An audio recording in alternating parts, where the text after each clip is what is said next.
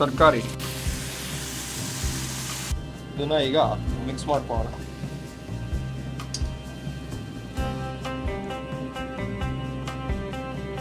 ಇದು ಸಾಗು ತರನೂ ಇರಬಾರ್ದು, ಹೌದು, ಪಲ್ಯದ ತರನೂ ಇರಬಾರ್ದು. ಹೌದೌದು. ಅವೆರಡಕ್ಕೂ ಮಧ್ಯ.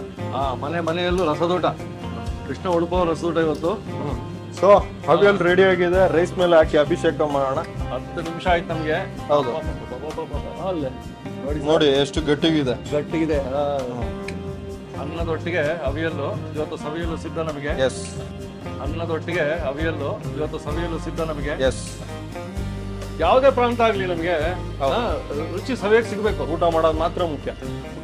ಅದು ಹೇಳ್ತಾರಲ್ಲ, ರೆಸಿಪಿ ಯಾರ್ದಾದ್ರೆ ಏನು ಇನ್ನೂ ನಾವು ಆಗ್ಬೇಕು, ಆಗಿರ್ಬೇಕು.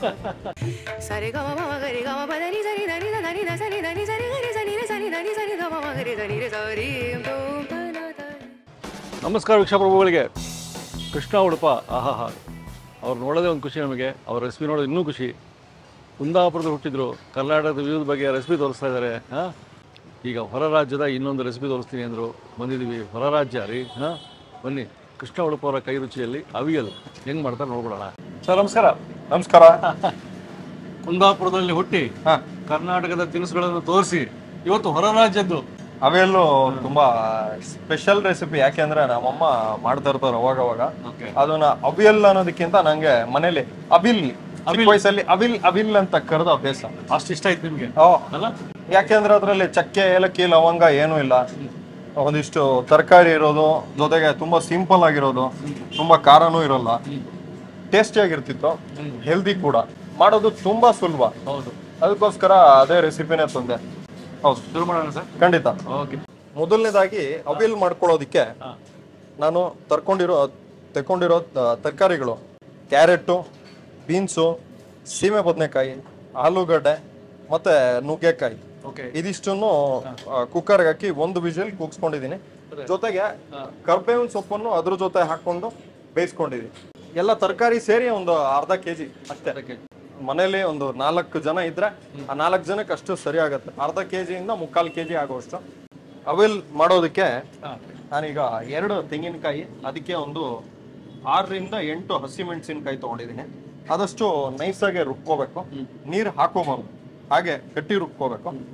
ಆಮೇಲೆ ಜೀರಿಗೆ ಪುಡಿ, ಜೀರಿಗೆ, ಒಣಮೆಣಸಿನಕಾಯಿ, ಸಾಸಿವೆ ಇದೆ, ರುಚಿಗೆ ತಕ್ಕಷ್ಟು ಉಪ್ಪು, ಕೊನೆಗೆ ಗಟ್ಟಿ ಮೊಸರು ಅದಕ್ಕೆ ಆ್ಯಡ್ ಮಾಡಬೇಕು.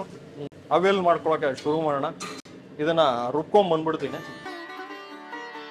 ತೆಂಗಿನಕಾಯಿ ತುರಿ ಗಟ್ಟಿಯಾಗಿ ರುಬ್ಕೊಂಡ್ ಬಂದಿದ್ದೀವಿ. ಬಾಣಲಿಗೆ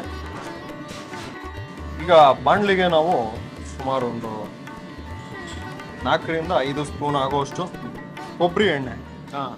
ಈಗ ಅವಿಲ್ಗೆ ಕೊಬ್ಬರಿ ಎಣ್ಣೆ ಮಸ್ಟ್ ಅಂಡ್ ಶುಡ್. ಯಾಕೆಂದ್ರೆ ಅವಿಲ್ಲು ಕೊಬ್ಬರಿ ಎಣ್ಣೆ ಇಲ್ಲದೆ ಅದು ಅವಿಲ್ ಅಲ್ವೇ ಅಲ್ಲ.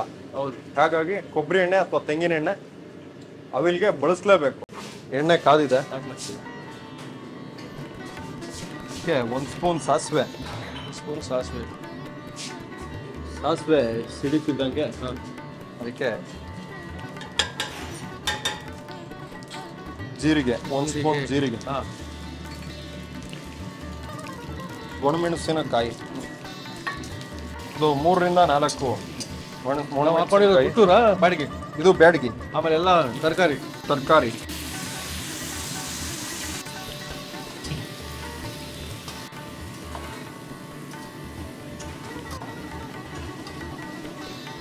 ಇದಕ್ಕೀಗ 1ರಿಂದ 2 ಸ್ಪೂನ್ ಆಗುವಷ್ಟು ಜೀರಿಗೆ ಪುಡಿ, ಇದ್ರ ಮೇಲೆ ರುಬ್ಕೊಂಡಿರೋ ತೆಂಗಿನಕಾಯಿ, 2 ತೆಂಗಿನಕಾಯಿ. ಇದನ್ನ ಈಗ ಮಿಕ್ಸ್ ಮಾಡ್ಕೊಳ್ಳೋಣ.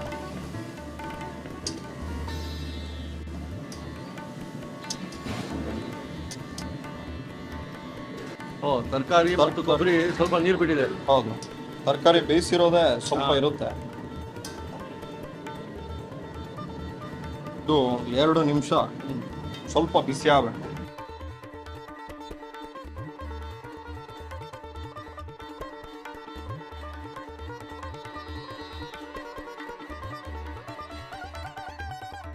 ಎರಡು ನಿಮಿಷ ಆಯ್ತು. 2 ನಿಮಿಷ ಆಯ್ತು, ಬಿಸಿನೂ ಆಗಿದೆ. ಇದಕ್ಕೀಗ ಮೊಸರು 1 ಕಪ್ ಮೊಸರನ್ನ ಸೇರಿಸ್ಕೊಳ್ಳೋಣ. ಗಟ್ಟಿ ಮೊಸರು ಆಫ್ ಮಾಡಿಕೊಂಡು ಒಲೆ ಆಫ್ ಮಾಡ್ಕೊಂಡ್ಬಿಡೋಣ.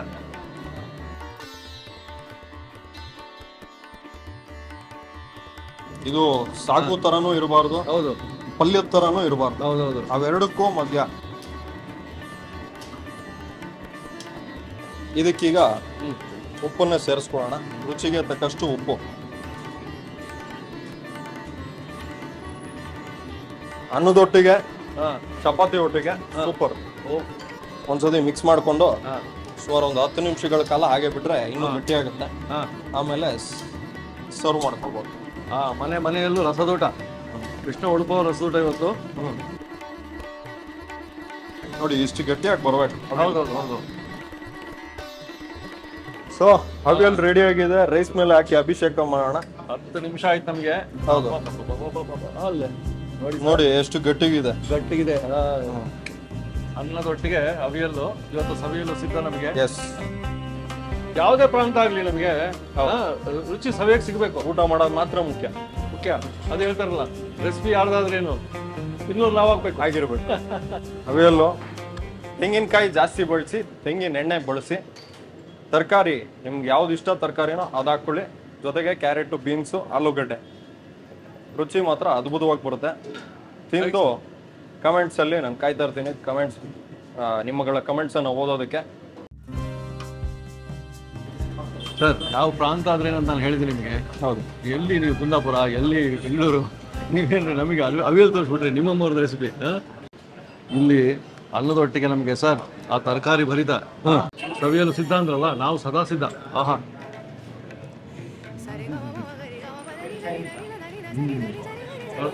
ಹೌದು. ಪ್ರತಿಯೊಬ್ಬರಿಗೂ ಹೊಸ ರುಚಿ ಬೇಕೇ ಬೇಕಂತಾನೆ. ರಸದೂಟ ಅಂತ ನಮ್ಮ ಚಾನಲ್ ಹೆಸರು ರಸದೂಟ. ವಿವಿಧ ಬಗೆಯ ಹೊಸ ರುಚಿ ಬೇಕೇ ಬೇಕು ನಿಮಗೆ. ಸೊ ಅವಿಯಲ್ಲು ನಮಗೆ ನುಗ್ಗೆಕಾಯಿ ಒಟ್ಟಿಗೆ ಸಿಕ್ಕಿದೆ. ಇವತ್ತಿನ ರೆಸಿಪಿಯಲ್ಲಿ ನಾವು ಕಾಯಿನೂ ಸ್ವಲ್ಪ ಜಾಸ್ತಿನೇ ಬಳಸಿದ್ವಿ. ಹೌದು, ರುಚಿ ಇನ್ನಷ್ಟು ಚೆನ್ನಾಗಿ ಬರುತ್ತೆ. ಜೊತೆಗೆ ಥಿಕ್ನೆಸ್ ಆ್ಯಡ್ ಆಗುತ್ತೆ ರೆಸಿಪೀಸ್ಗೆ. ಕರೆಕ್ಟು. ಕೊಬ್ಬರಿ ಎಣ್ಣೆ ಅದನ್ನ ನಾವು ಹಿಂದೆ ಉಳಿಸ್ಲೇಬಾರ್ದು. ಕೊಬ್ಬರಿ ಎಣ್ಣೆ ಬಗ್ಗೆ ಹೇಳಲೇಬೇಕು. ಯಾವುದೇ ನೀವು ಮಾಡ್ಕೊಳ್ಳಿ ಕೊಬ್ಬರಿ ಎಣ್ಣೆಯಲ್ಲಿ. ನಮ್ಮ BM ಹೆಗಡೆಯವರು ಹೇಳ್ತಿದ್ರು, ಕೊಬ್ಬರಿ ಎಣ್ಣೆಯಲ್ಲಿ ಆರೋಗ್ಯಯುತವಾದ ಒಂದು ಅಂಶ ಇದೆ. ಹೌದು, ಅದ್ಭುತ ಅಂಶ ಅದು.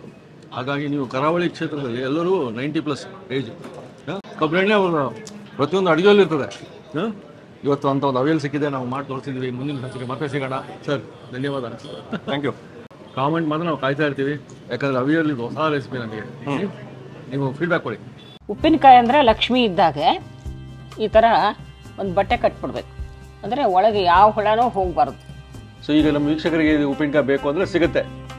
ವೀಕ್ಷಕರೇ ನೋಡಿ, ಅದ್ಭುತವಾದ ರೆಸ್ಪಾನ್ಸ್. ನಮ್ಮ ಮನೇಲಿ ಮಾಡಿದ ಉಪ್ಪಿನಕಾಯಿಗೆ ನೋಡಿ, ಇಲ್ಲೆಲ್ಲ ರೆಡಿ ಆಗ್ಬಿಟ್ಟಿದೆ ಪ್ಯಾಕಿಂಗ್ ಮಾಡಿ.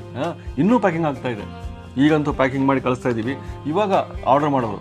ಮುಂದಿನ ಬ್ಯಾಚಿಗೆ ರೆಡಿ ಮಾಡ್ತೀನಿ ನಾನು. ಮತ್ತೆ ಕಾಯಿ ತಂದು ಮತ್ತೆ ರೆಡಿ ಮಾಡಿ ಎಲ್ಲ ರೆಡಿ ಮಾಡಿ ಕೊಡ್ತೀನಿ ನಾನು. ಉಪ್ಪಿನಕಾಯಿ ರೆಡಿ ಆಗ್ತದೆ. ಸೊ ಇವಾಗ ನೀವು ಮಾಡಬೇಕಾಗಿದ್ದಿಷ್ಟೇ, ನಂಬರ್ ಡಿಸ್ಪ್ಲೇ ಆಗ್ತದಲ್ಲ, ನೀವು ಕಾಲ್ ಮಾಡಿ ಆರ್ಡರ್ ಕೊಡಿ.